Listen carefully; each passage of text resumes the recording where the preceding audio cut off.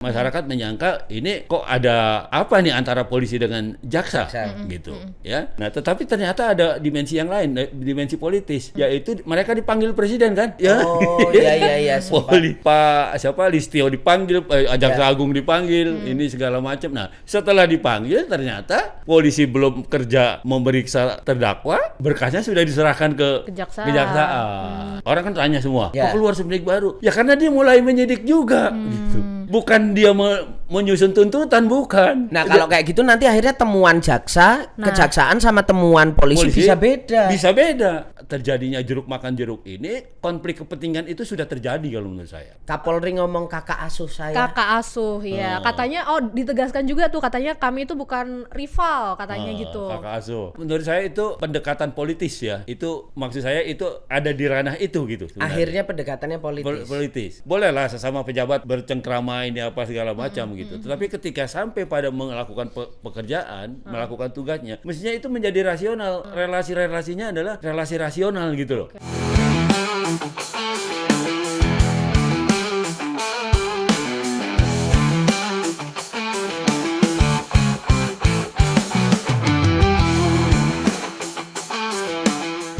Sahabat Kompas.com, bertemu kembali bersama saya Tatang Guritno. Saya Fira Farisa. Di acara Kelas White unggulan nomor 1 paling paten se-Kompas.com. Gaspol, ngobrol ngegas pasti napol.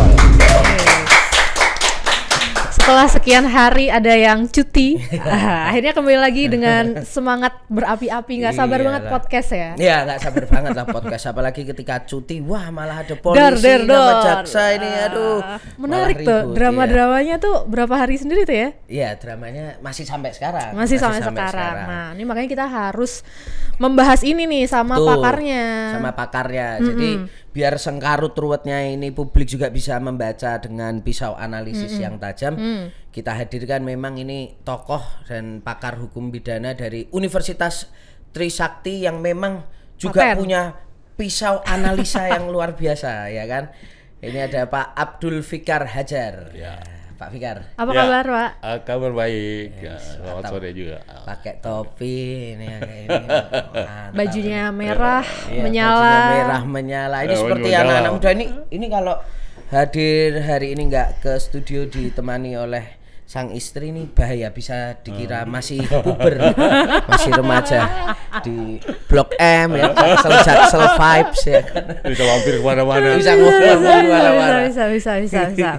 Oke, Pak, ini aku mau mengajukan pertanyaan pertama. Dalam situasi ya publik tuh kayaknya disuguhkan tontonan yang kemudian bikin bingung, satu, yang kedua mungkin kecewa juga dengan situasi kemarin, penetapan tersangka ex Jampitsus Febri Ardiansyah gitu.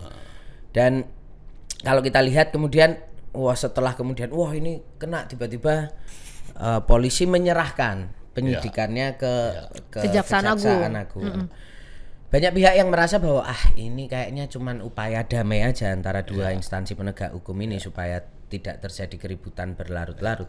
Pandangan publik itu Bapak melihatnya bisa dibenarkan atau sebenarnya kita harus melihat dari sisi yang lain? Gimana, Pak? Gini, peristiwa ini harus dilihat dari dua kacamata kalau menurut saya. Oke. Ya, saat kacamata yuridis dan kacamata sosiologis. Wah, menarik ya, Pak. Iya kan? Kalau kacamata yuridis, tahapannya kan begini. Dalam satu perkara pidana itu dimulai dengan lembaga yang namanya penyelidikan. Penyelidikan itu mencari dan memastikan ada satu peristiwa pidana. Itu dulu gitu ya.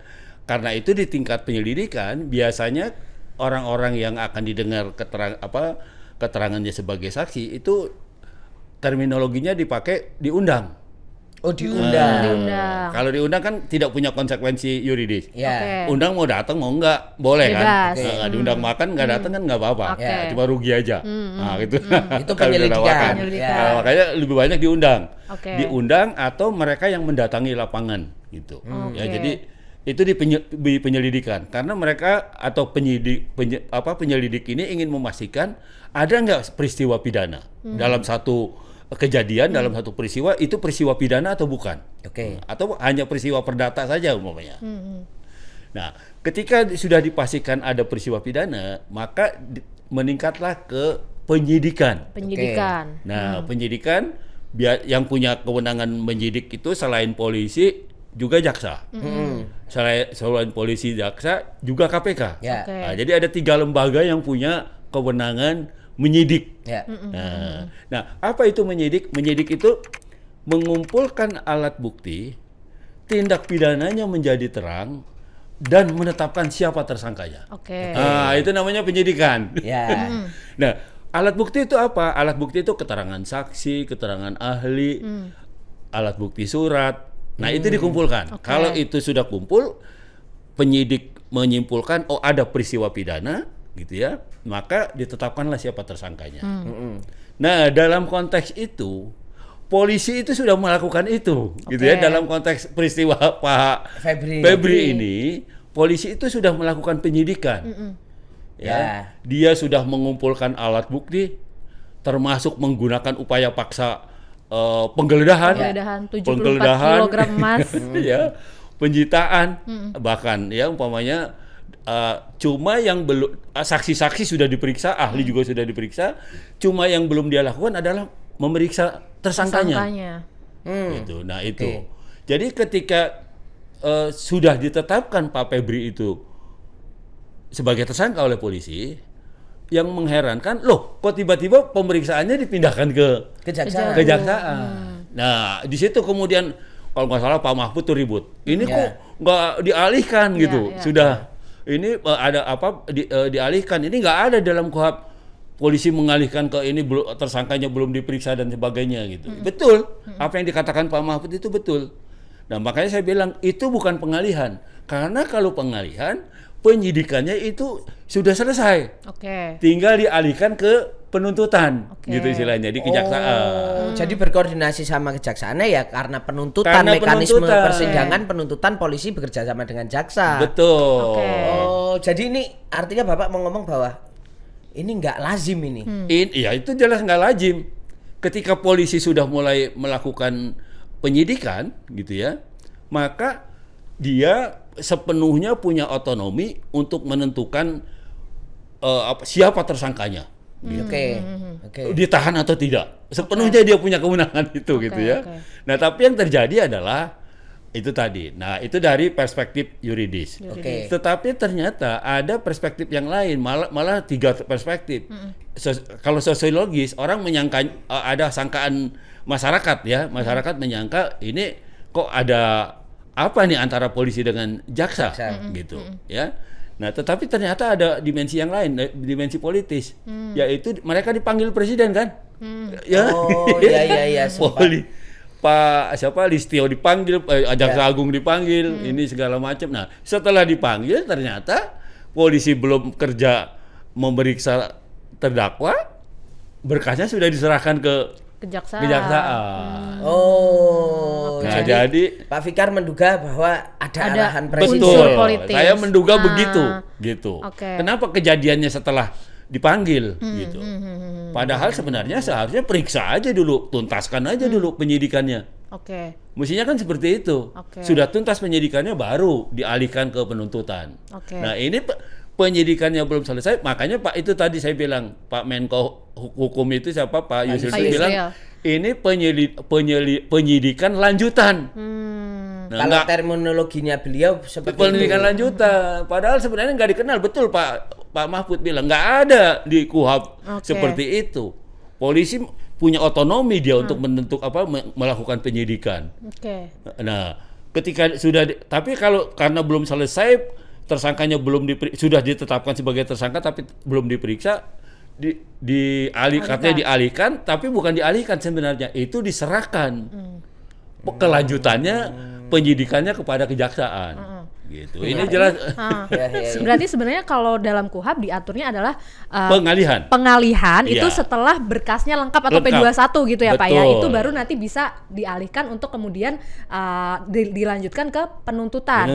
Koordinasi sama kejaksaan karena penuntut kan jaksa kan. Iya. Terus jaksa bilang, "Loh, kita juga masih melibatkan polisi kan begitu ya." Ketika menangani Pak Febri ini. Nah, di sini ininya menurut saya justru ini menjadi mengherankan karena berbalikan dengan KUHP yang baru. Nah, kalau KUHP lama dulu, ya pola relasi penyidik dengan penuntut itu adanya di lembaga yang namanya prapenuntutan, Pratut. Oke. Ya. Nah, jadi penyidikan sudah selesai, dialihkan ke penuntutan. Kalau diperiksa oleh penuntutan itu membuat dakwaan. Ya. Begitu dia membuat dakwaan, oh ini keterangan ini kurang kuat nih buktinya. Dikembalikan. Untuk diperbaiki. Tambah keterangan ini, tambah ini, tambah itu. Nah, itu KUHP yang lama. Oke. Ya. Nah, di KUHP yang baru itu nggak ada. Karena apa? Karena menurut KUHP yang baru, begitu polisi melakukan penyidikan, jaksa ini udah bisa masuk mensupervisi. Ikut ngecek, ikut ini, supaya nanti nggak bolak-balik berkasnya. Supaya berkasnya itu cuma sekali aja pengalihannya begitu. Nah, mestinya itu. Nah, yang terjadi sekarang kan terbalik. Berkasnya diserahkan, polisinya diajak ikut menyidik di kejaksaan kan gitu kan? Yang terjadi itu sekarang. Jadi gitu. Kejaksaan karena merasa wah ini udah diserahkan polisi, tapi juga melibatkan polisi ini juga cukup aneh juga itu. Aneh juga. Nah, itu pun pernyataan setelah orang ribut, dia hanya menetapkan Febri sebagai saksi. Sempet kan itu keluar sprindik saksi, tapi 2 jam, sekitar 2 jam setelahnya ditegaskan lagi tersangka lagi. Itu ya, karena orang ini semua kan ribut semua kan, di mana-mana muncul loh pertanyaan-pertanyaan gitu. Kenapa kok jadi saksi lagi? Padahal sudah jelas dia tersangka gitu. Nah, orang tidak kalau itu pengalihan benar sebenarnya keberatan itu. Tapi karena ini penyerahan, ya dia memang masih berwenang karena dia menyidik juga gitu. Oh ya, kalau misalnya diserahkan, jadi gini Pak Fikar, kalau diserahkan katakanlah berkas itu tadi, polisi awalnya menyatakan bahwa Pak Febri tersangka, diserahkan nih kan berkas, tapi kan masih penyidikan juga. Kejaksaan juga sah-sah aja dong menyidik lagi dan kemudian belum deh ini masih ahli kan, jadi betul. Iya kan? Akhirnya itu seperti itu. Yang jadi ruwet tuh gitu ya. Kenapa keluar sprindik baru? Orang kan tanya semua. Kok keluar sprindik baru? Ya karena dia mulai menyidik juga gitu. Bukan dia menyusun tuntutan, bukan. Nah, kalau kayak gitu nanti akhirnya temuan jaksa, kejaksaan sama temuan polisi bisa beda. Bisa beda. Sangat mungkin beda. Nah, di situ orang kemudian protes. Kenapa? Nah, akhirnya ada pernyataan, pemeriksaannya polisi masih kita pakai juga. Kan ada pernyataan-pernyataan seperti itu kan? Nah, mestinya nggak usah ngomong gitu ya, memang harusnya melanjutkan kerja kepolisian, mestinya seperti itu. Nah, jadi yang terjadi sekarang sepertinya ya polisi sudah menyerahkan semuanya kepada kejaksaan. Penyidikan lanjutan kalau istilah Pak Yusril. Tapi ternyata dia mengeluarkan sprindik baru. Itu sama artinya dengan melakukan penyidikan baru. Gitu. Berarti yang kemarin sudah disusun oleh polisi itu gimana tuh Pak? Bisa jadi berubah semua gitu. Iya, bisa dinegasikan. Walaupun kemudian timbul pernyataan, kita juga masih tetap berpegang pada ininya polisi, si Pak Febri sudah ditetapkan sebagai tersangka kan. Akhirnya ada juga pengakuan seperti itu kan.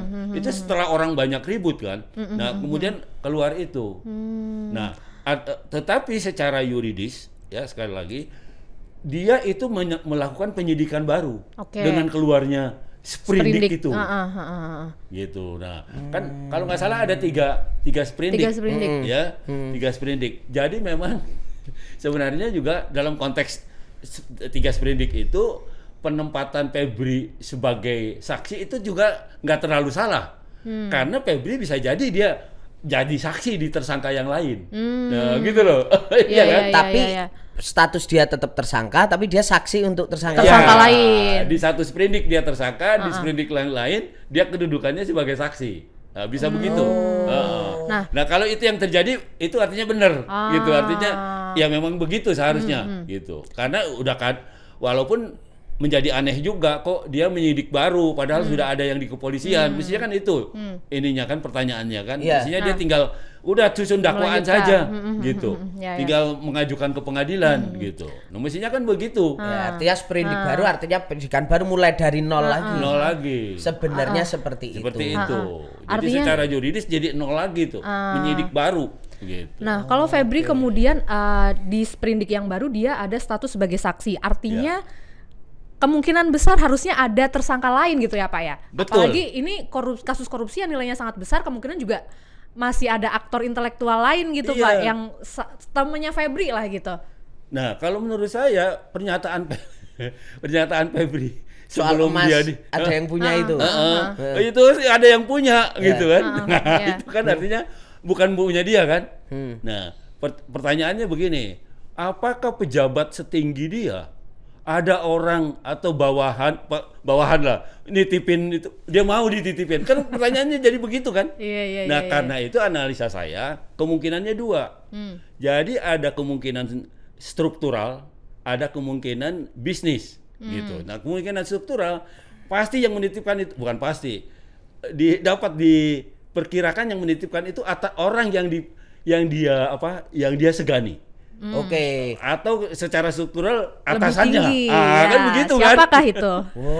Saya tidak menuduh siapa Ya, tapi kira-kira atasannya. Karena yang bisa, Febri, tolong simpenin dulu nih punya saya. Kan pasti yang bisa ngomong gitu atasan. Ya, nggak mungkin bawahannya. Nggak mungkin bawahan. Nah, itu secara struktural. Tapi bisa juga dalam konteks perspektif bisnis, orang yang punya uang yang bisa mengatur dia. Maksud saya, jadi yang dia hormati bisa jadi atasannya atau orang dengan logistik yang kuat. nah itu atau bagus itu logistik yang kuat. Orang dengan logistik yang kuat itu bisa mengatur Febri, termasuk ikut nyimpen di situ. Tapi kan juga menjadi tidak logik gitu. Masa orang swasta nyimpen, Febri sendiri kan ASN sebenarnya. Dia pejabat publik pemerintahan gitu. Masa dia mau dan jaksa ya yang memegang kendali hukum gitu katakanlah. Iya. Kalau mau nyimpen ya di bank aja kan gitu. Mau nitip gitu ya kan. Ada kan ada penitipan. Iya kan. Kalau kita punya mobil mewah mau ke Bali nih 5 hari, titipin daripada di rumah takut lecet, dititipin ke bank kan bisa digade kan. Bisa gitu kan. Bisa gitu. Tapi bagaimana kalau kemudian mikirnya adalah supaya aman lebih baik dititipkan kepada aparat penegak hukum. Kan bisa juga tuh Pak. Bisa. Cuma kan? Pasti kan ininya selevel gitu. Oh, artinya kedudukannya selevel. Artinya kedudukan dan ini pokoknya dihormati lah ya. Iya, jadi secara struktural bisa mungkin atasannya, bisa mungkin sesama selevel jabatannya, umpamanya sesama jam umpamanya. Bisa begitu gitu. Kemungkinannya. Jam nggak mungkin yang bentar Pak. Jam apa yang mahal? Paling mahal. Jam. Gitu. Jam yang paling mahal ya. Itu guyonan netizen. Itu akhirnya kan banyak joke seperti itu kan. Akhirnya. Nah, jadi yang terjadi seperti itu kalau menurut saya. Ya. Jadi nggak mungkin bawahannya nitip ke dia gitu. Ya, atas pertanyaan. Itu bawahan nggak mungkin gitu. Pasti kalau dia orangnya baik, sini punya bawahannya sini itu juga nggak mungkin ya. Nggak mungkin. Nggak mungkin ya. Iya. Bener sih. Apalagi itu ada di dunia birokrasi. Dunia birokrasi itu kan bahasa sederhananya perintah atasan. Bawahan itu nggak ada yang merintah atasan. Iya kan? Bawahan itu mensupport atasan kan begitu ininya kan. Kerja kalau kayak kita warga-warga biasa ini ya, maksudnya bisa duduk setara kadang ya toh. Betul. Kalau birokrasi sangat patuh atasan. Mungkin setara ya. Iya. Nah, kalau kemudian katakanlah ini kasusnya melibatkan atasannya Febri yang itu aja levelnya udah jampitsus Pak. Kemudian sekarang kasus ini ditangani oleh kejaksaan. Istilahnya jeruk makan jeruk gitu. Nah, sekarang gimana tuh Pak? Emangnya kemudian bisa ya yang atasannya Febri lagi ini bakal terungkap gitu? Nah, karena itu kemudian saya bilang keliru polisi menyerahkannya pada kejaksaan. Mestinya menyerahkannya pada lembaga yang lebih independen. Siapa? KPK mestinya, iya kan? Mestinya berkas itu diserahkan ke KPK. Baru itu terjamin independensinya gitu. Dia bukan orang dalam yang melakukan meskipun juga KPK terdiri dari polisi dan jaksa juga tetapi begitu orang masuk ke KPK itu bisa dijamin independensinya gitu. Ya kan, karena at least publik merasa bahwa oke, kalian berdua ribut, udah KPK yang nengahi gitu ya. Seperti itu. Itu. Dan memang ada di KUHAP prosedurnya bisa karena gitu apa ya? Menurut undang-undang KPK itu menjadi supervisor dari seluruh penanganan perkara korupsi. Jadi baik polisi maupun jaksa yang menangani perkara korupsi, otomatis by law, secara undang-undang, secara hukum, KPK itu mensupervisi. Oke. Itu ininya, itu menurut undang-undang KPK seperti itu. Jadi KPK ditempatkan sebagai di samping dia operasional sendiri, tapi juga dia menjadi supervisor dari lembaga-lembaga penegak hukum lain yang melakukan pengungkapan kasus korupsi, penegakan hukum tindak pidana korupsi. Jadi seandainya ini sebenarnya dialihkannya ke KPK, justru itu sah-sah aja gitu. Lebih jos, lebih pas sebenarnya. Gitu. Nah, lebih pas. Tetapi kan gini, KPK juga sebenarnya di samping dia mensupervisi, undang-undang juga memberikan kewenangan kepada dia untuk sewaktu-waktu mengambil alih. Gitu. Nah, cuma ada prasyaratnya di dalam undang-undang itu. Umpamanya KPK bisa mengambil alih satu perkara dari penegak hukum lain kalau penegak hukum lain itu tidak memfollow up atau melakukan laporan-laporan yang dilaporkan oleh masyarakat. Itu satu. Yang kedua, umpamanya ketika dia menangani perkara dia terlihat tidak independen. Gitu. Nah, itu ada ukuran-ukurannya gitu. Kriterianya ya. Ada kriterianya. Nah, sebenarnya menurut saya dengan terjadinya jeruk makan jeruk ini, konflik kepentingan itu sudah terjadi kalau menurut saya. Jadi ini sekarang bahkan kita bahas pun karena sengkarut ini sudah ada konflik kepentingan. Nah, itu. Jadi sebenarnya itu ininya biangnya persoalan tuh di situ gitu. Ya, konflik kepentingan itu. Dan menurut saya sudah ada alasan baik secara sosiologis maupun yuridis untuk KPK mengambil alih. Nah, itu makanya karena publik sudah rame, udah rame gitu. Iya. Nah, makanya saya bilang, saya di mana-mana selalu ngomong, udah mestinya KPK punya walaupun kelihatannya KPK-nya agak susah memang. Ya, KPK sekarang tuh nggak seberani dulu lah kalau menurut saya. Ya. Karena personilnya kan juga mantan-mantan birokrat juga kan, bekas polisi, bekas jaksa gitu. Ya, mestinya yang independen. Kalau dulunya kan pertama kali kalau nggak salah bekas LSM itu, iya kan? Iya, banyak beberapa. Abraham Samad sih, ada Bambang, ada bekas itu lebih independen gitu. Nah, menjalankan KPK itu. Nah, tapi ketika diisi oleh orang yang bekas birokrasi, itu mau nggak mau gitu. Paradigma birokratisnya itu masih kebawa ke lembaga itu. Dia anggota kepolisian ya, mindset kepolisiannya masih dibawa, kejaksaan juga gitu. Iya. Nah, dalam kan kasus yang presiden juga gitu ya, Pak ya. Benar, walaupun sama-sama. Nah, apalagi gini, betul. Ini yang ini menarik nih. Dulu kan KPK tidak di bawah kewenangan siapa-siapa, tidak di bawah lembaga siapa-siapa gitu, tidak eksekutif, tidak yudikatif, tidak legislatif juga. Nah, sekarang sudah digeser kan, ditempatkan di bawah eksekutif. Begitu KPK. UU-nya direvisi. Ya, saya tuh agak melewati fase amnesia itu dulu siapa yang merevisi? Nah, itu Zaman siapa? Zaman presidennya siapa ya? Saya tuh wartawan baru, Pak. Fresh graduate.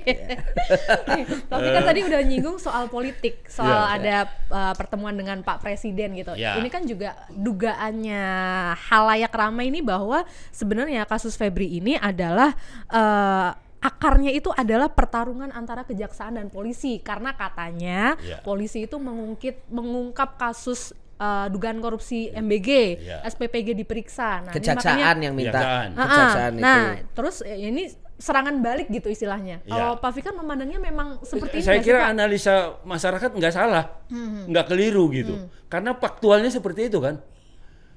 Di kasus MBG berapa oknum kepolisian yang dijadikan tersangka? Iya kan? Komisioner BGN-nya itu kan salah satunya juga polisi. Kemudian bawahannya itu yang baru yang Brigjen itu juga yang bintang namanya? 1 itu ya, Pak. Yang bintang 1 itu juga polisi gitu. Jadi kalau kemudian orang bilang wah ini balas dendam, artinya tidak keliru juga gitu loh. Maksudnya ada alasannya gitu untuk ngomong gitu. Tapi apakah itu benar? Mestinya sih tidak begitu. Maksud saya penegakan hukum itu murni atas dasar pembuktian gitu sebenarnya. Siapapun dendam-dendaman gitu. Bukan Pak, mestinya kan gini, penegakan hukum itu kan rasional. Maksud saya rasional itu didasarkan pada alat bukti gitu, bukan pada perasaan. Kayaknya dia bersalah nih, Kayaknya Oh iya. Pakai rasa-rasanya. Pakai rasa-rasanya. Ini rasa-rasanya ini nggak bener dia. Masa polisi terus dijadikan tersangka? Umpamanya begitu kan? Iya. Nah, perasaan itu yang sebenarnya menurut saya nggak harus muncul gitu. Karena penegakan hukum itu rasional. Tapi kalau menurut Pak Fikar sekarang mainnya rasa-rasaan atau? Menurut saya ada ya campuran nih antara perspektif politik itu tadi. Ya, mungkin kalau tidak dipanggil oleh presiden, ceritanya akan lain. Ya, masih bisa. Wah, ini akan. Iya, dramanya masih panjang. Begitu. Masing-masing institusi akan menunjukkan memang ini kewenangan saya, ini otoritas saya gitu. Ya, tapi ini kan begitu dipanggil, baru ditetapkan sebagai tersangka, kok udah diserahkan gitu. Artinya kalau apa namanya sebagai atasan bilang, lu kerja belum beres kok udah diserahin ke saya, mestinya kan gitu ngomongnya. Iya. Selesaikan dulu gitu. Dan setelah itu kan kejaksaan memutuskan untuk menstop pemeriksaan SPPG yang diduga bermasalah. Nah, jadi fakta-fakta itu yang kemudian menurut saya itu tadi ada alasan masyarakat kemudian mencurigai bahwa ini adalah sebenarnya saling membalas gitu. Ada konflik sebenarnya karena itu tadi gitu mereka walaupun kan gini, kejahatan itu nggak bisa dibebankan kepada institusi. Pasti yang jahat itu oknum, ya kan? Ya. Artinya kalaupun tapi kalau oknum banyak, oknumnya banyak Pak. Ya oknum juga kan? Oknum juga ya. Iya. Kan? Tinggal dilihat ada nggak perintahnya gitu ya kan? Kalau itu terjadi karena satu perintah, nah itu boleh kita simpulkan ini kebijakan institusi. Iya kan? Kalau misalnya dari atas memang ada perintah ke bawah, ada hierarkinya. Kadang kalau bawahan bergerak sendiri, nah itu oknum. Kalau banyak tinggal nambahin 2. Oknum. Kalau banyak banget oknum ya. Ya, cuma mungkin ada yang harus dilihat adalah paradigmanya. Artinya paradigma birokrasi itu yang keliru, yang harus diperbaiki gitu. Kenapa ada kecenderungan seperti itu? Itu satu. Yang kedua, kenapa kecenderungan umpamanya atasan kok diem aja bahkan mentolerir umpamanya bawahan berbuat seperti itu. Nah, ini kan artinya masalahnya jadi sistemik kan? Apakah sistem nggak bisa menyelesaikan itu gitu? Mengcapture itu, mengawasi itu gitu ya. Berarti sistemnya seperti apa kan gitu. Iya, artinya itu persoalan sistemik gitu. Tapi kan bisa jadi atasannya juga nggak tahu Pak. Misalnya dalam kasus Pak Febri kan sangat mungkin Jaksa Agung nggak tahu juga gitu kan. Anak buah bergerak kadang kan atasan nggak tahu. Bisa jadi kalau kita tanya tahu nggak Pak? Ya nggak tahu kok, tanya saya kan bisa jadi juga Jaksa Agung jawab itu. Ya tahu Pak. Gini, ya kan? Itu yang tadi saya kembali bilang ke birokrasi. Birokrasi itu pasti bawahan ada laporan ke atasan. Atasan pasti juga atasan memerintah, bawahan melaporkan kan begitu. Itu kan birokrasi kan. Ada terus ke bawah begitu kan. Nah, itu kan pasti terkontrol sebenarnya. Harusnya idealnya. Ada keanehan-keanehan dari laporan dengan faktanya dan sebagainya kan sebenarnya bisa atasan itu. Pak, tapi tadi kalau menyinggung soal Pak Fikar kan sempat menyinggung juga soal tadi politik dalam sengkarut urusan ini. Itu tuh memang Pak Fikar juga dapat cerita nggak itu Pak? Sebenarnya ini Jampitsus ini orangnya siapa dan polisi ini orangnya siapa gitu tuh saling terkoneksi dengan aktor-aktor politik nggak sebenarnya?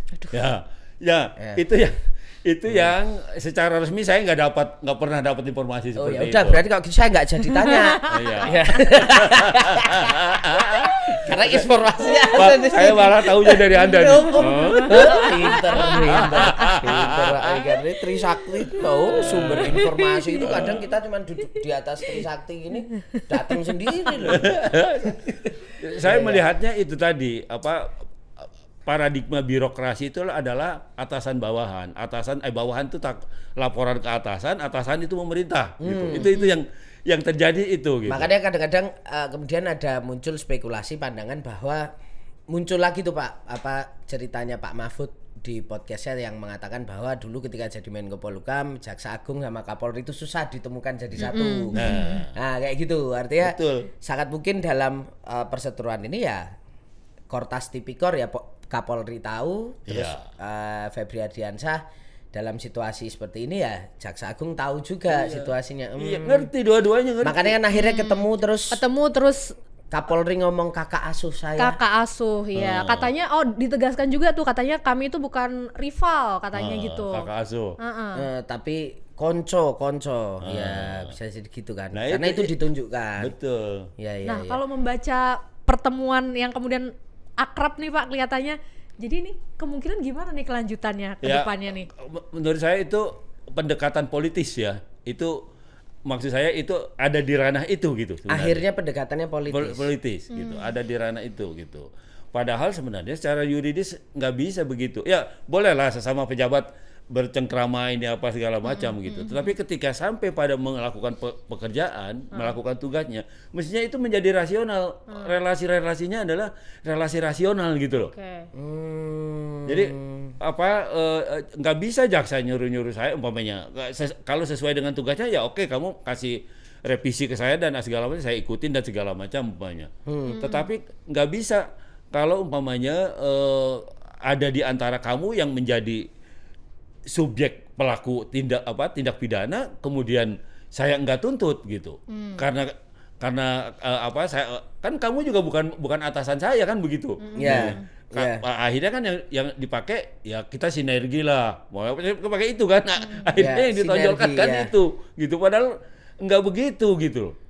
Mestinya rasional gitu. Semua tindakan atau pekerjaan atau kewenangan yang diberikan oleh undang-undang kepada penyidik, kepada penuntut umum itu rasional semuanya, didasarkan atas alat bukti dan segala macam.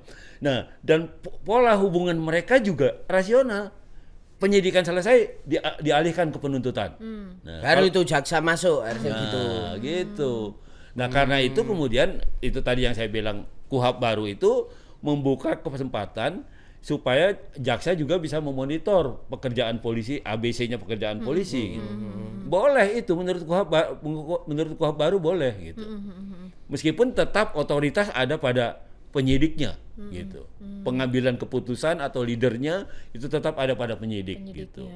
Kejaksaan kan sudah ngomong Pak bahwa ada 9 ada tim khusus berisi 9 orang. Yang kemudian akan menjadi penyidik dalam kasus ini. Dia memastikan bahwa itu jaksa-jaksa senior dan dulu sempat bekerja di KPK. Ada 3 orang kalau nggak salah KPK. Betul. Ini aja nggak cukup Pak untuk kemudian menunjukkan bahwa kejaksaan akan cukup optimal melakukan proses penyidikan ini. Ya, itu satu upaya yang perlu kita angkat topi juga gitu ya. Oke, kita perlu. Satu upaya. Tapi kan tidak menggeser fakta bahwa di situ ada konflik kepentingan sebenarnya itu. Ininya. Iya kan? Kalau dia hanya mengadili jaksa itu mengadili jaksa dalam konteks etika profesinya masuk akal kalau di situ. Etiknya etiknya. Etika profesinya. Walaupun perbuatan hukumnya juga masuk akal gitu, ya. Tetapi ketika kejahatan itu terjadi dalam jabatannya, nah itu yang menjadi tidak etik gitu. Kalau misalnya tidak etik bahkan tidak pas gitu. Justru menimbulkan konflik kepentingan itu gitu. Bagaimana umpamanya bekas bawahan memeriksa atasan. Iya kan? Itu kan jadi persoalan juga gitu. Bagaimana kan orang ribut, kenapa sih nggak ditahan? Iya. Kok nggak, padahal mereka sama-sama tersangka gitu ya kan? Yang satunya ditahan, kok satunya enggak gitu. Padahal tindak pidananya satu paket gitu. Nah, itu di situ juga menjadi persoalan kan. Padahal kalau lihat urgensi penahanan tuh apa sih sebenarnya? Kenapa orang ditahan? Ya, ada dua alasan yang paling pokok. Ya, alasan lain ada banyak. Alasan tuh ada objektif, subjektif. Objektifnya itu ancaman hukumannya 5 tahun ke atas. Orang bisa ditahan. Yang subjektifnya, yang pokok itu, yang inti itu ada 2 sebenarnya. Dikhawatirkan dia menghilangkan barang bukti. Gitu ya, dikhawatirkan dia mempengaruhi saksi-saksi yang lain atau aktor-aktor yang lain gitu sehingga memudahkan dia atau meringankan dia dan bahkan bisa membebaskan dia. Nah itu sebenarnya, atau ya itu tadi menghilangkan barang bukti atau mempengaruhi pemeriksaan. Nah, karena itu saya bilang disitulah ininya inti dari konflik kepentingannya itu di situ. Dia mengetahui A sampai Z-nya peristiwa pemberantasan korupsi yang dilakukan oleh kejaksaan. Dia tahu A sampai Z-nya. Oh, Iya, ya mekanismenya gitu. Dia tahu. Iya. Nah, artinya apa? Potensi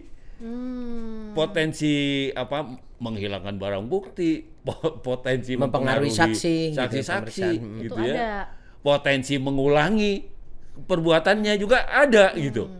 Nah, itu yang sebenarnya harusnya disadari gitu. Artinya dalam level ini seharusnya tersangka langsung ditahan gitu, Pak. Mestinya begitu. Dalam cerita kasus ini ya. Katanya hari ini ya.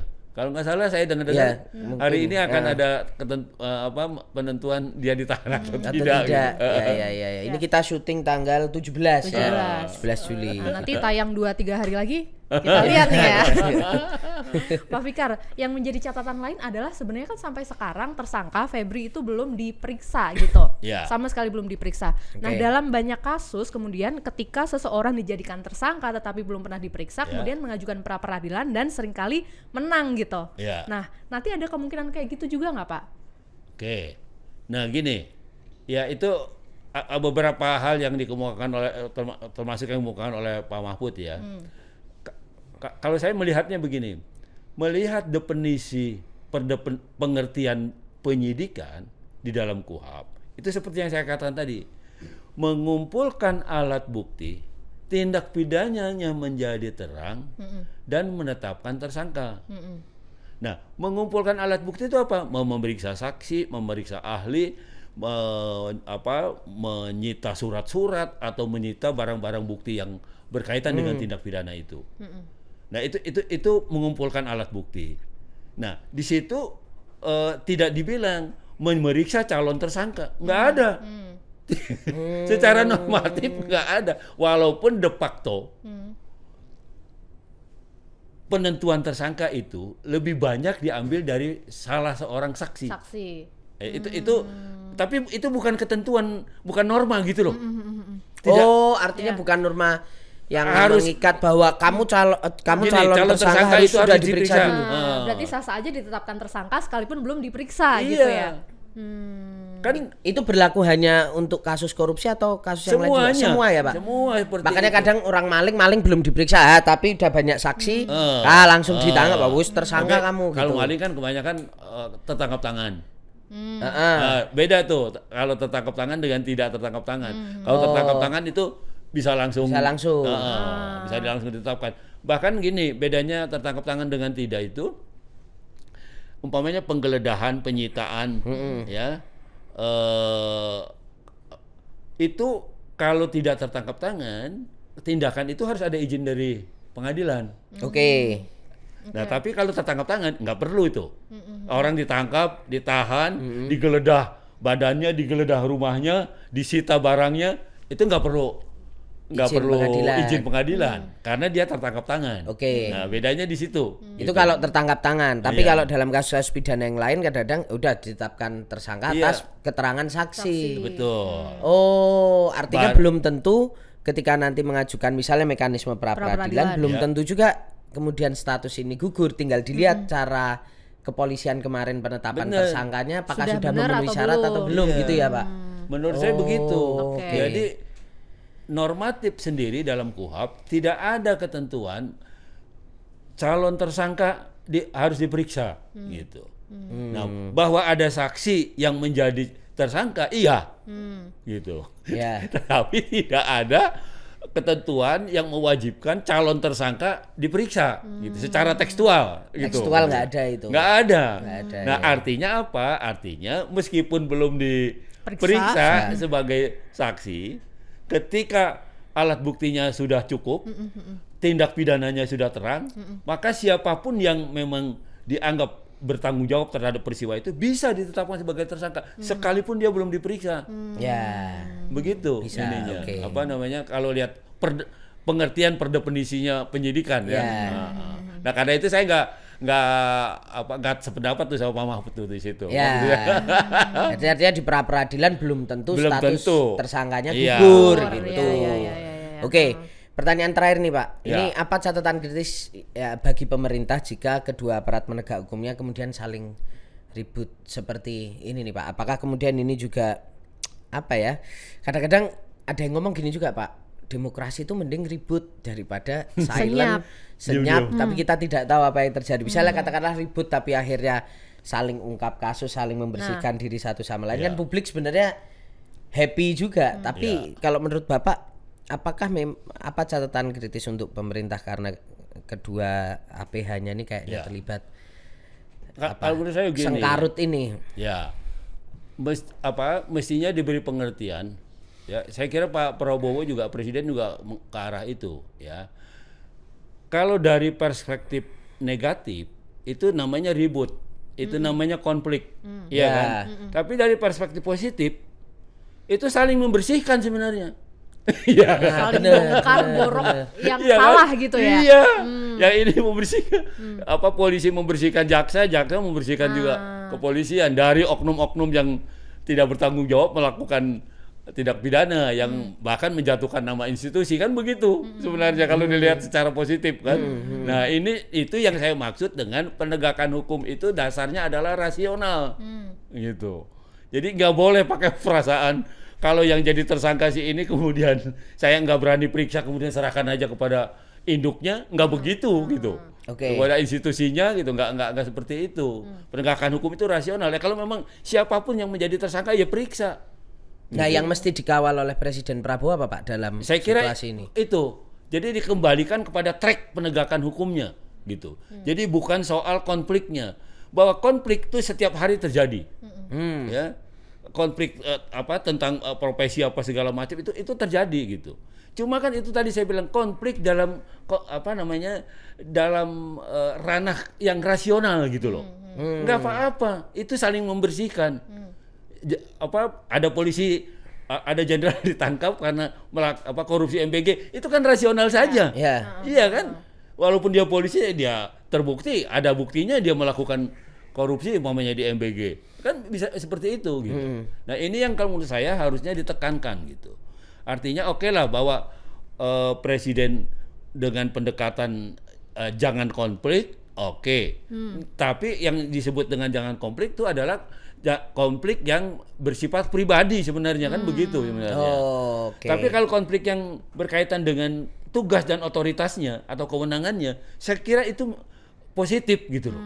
Karena itu saling mengontrol, saling membersihkan. Lanjutkan aja berarti konfliknya gitu Pak. Bukan konfliknya, tindakan saling mengontrol dan saling membersihkannya. Kan kata Prof Mahfud kan kalau setan ketemu setan nanti saling bongkar gitu Pak. Nah itu bahasa baru lagi itu Pak Mahfud. Bener gitu kan, menempatkan ini setan ketemu setan saling bongkar. Itu di sini itu ngomongnya. Iya. Ya pas juga sih sebenarnya. Oke. Nah, berarti sebenarnya nih terakhir lagi nih Pak nih. Berarti sebenarnya kalau kemudian sama kejaksaan sama polisi sebenarnya sama-sama kenceng, sama-sama saling bongkar dilanjutkan terus, ini malah bisa menaikkan trust publik gitu ya Pak. Kalau sekarang kemudian berdamai, publik malah ya kok udahan gitu. Bener itu. Saya enggak ikut-ikut Pak. Oke, dilanjutkan. Oke. Publik orang akan bertanya gitu. Loh kok selesai, padahal jelas-jelas itu salah gitu. Jelas-jelas itu ada kejahatannya, kok nggak berani? Kan yang ngungkap ente juga, kan begitu. Nah, ketika belum terjadi ini, saya menyangka begini, ini polisi pasti dikasih bahan oleh jaksa juga. Karena jaksa nggak berani, sesama jaksa nggak berani dia main bongkar-membongkar, dikasihlah ke polisi. Polisi yang melakukan. Dulu saya sebelum mikir itu terjadi itu pikiran saya seperti itu. Kok berani polisi sampai menggeledah mau ini segala macam? Artinya dia udah dapat masukan banyak kan gitu.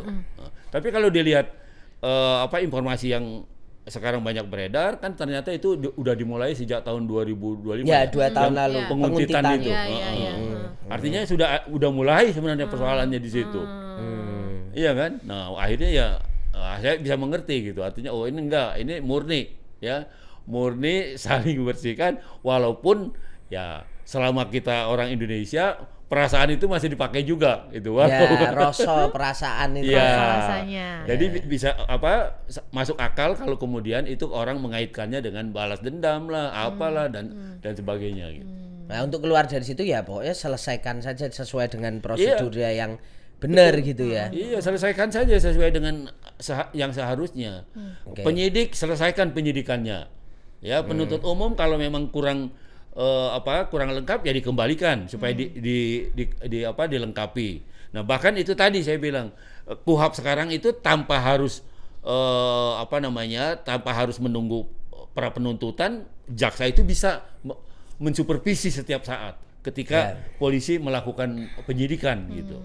Nah, kalau ini ruwet konflik of interest KPK aja ambil gitu ya. Nah, lebih baik begitu. Ya. Nah, jadi saya sudah cukup alasan sekarang KPK mengambil alih. Nah, itu bagus persoalannya. lagi kalau Pak Presiden yang nyuruh. Nah, atau Pak Presiden yang nyuruh kan. Iya kan. Itu. Ya, jangan kemudian Pak Presiden malah mendamaikan gitu. Oke Pak, terima kasih banyak untuk ini cerita-ceritanya. Nanti kita ngobrol lagi ya Pak Fikar ya. Iya. Siap. Saya tutup dulu ini Pak gitu. Sahabat Tiwas.com semoga mendapatkan banyak pencerahan ya dari obrolan ini untuk menjadi cara kita melihat situasi hari ini gitu ya.